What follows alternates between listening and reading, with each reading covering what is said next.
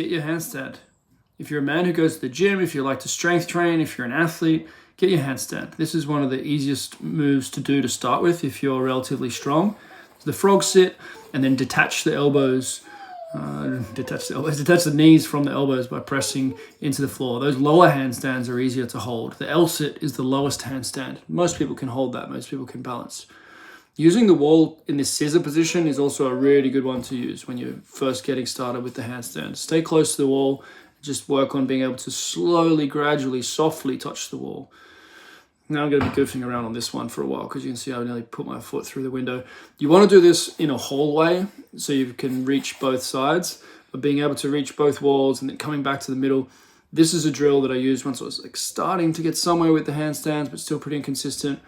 A really nice one. It's a more of a challenging variation than most of the ones I'm going to show you here. Once you have this handstand, you're going to have healthier shoulders. You can get into handstand push-ups. You're going to have a stronger lockout position on jerks and standing presses, any of your overhead carries. You also have some extra body awareness, which is going to help you for things like back flips and back handsprings and front flips.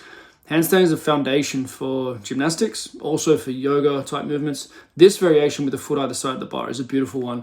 Very few people use it, but it's very effective if you'd like to get your handstand faster.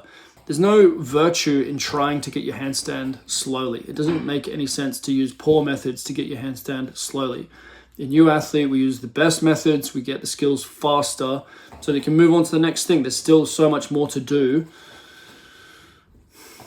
I don't really work on handstands anymore, but a lot of these variations, you just feel the brain tuning in, the body tuning in, and it's a beautiful feeling. These different surfaces play a huge role. I was just on the soft sponge on the previous one, and then this one's harder. Different surfaces feel very different. One hand up, one hand down doesn't look like much, but it feels very different to have one hand on a spongy surface and one hand on the hard floor, also then being uneven.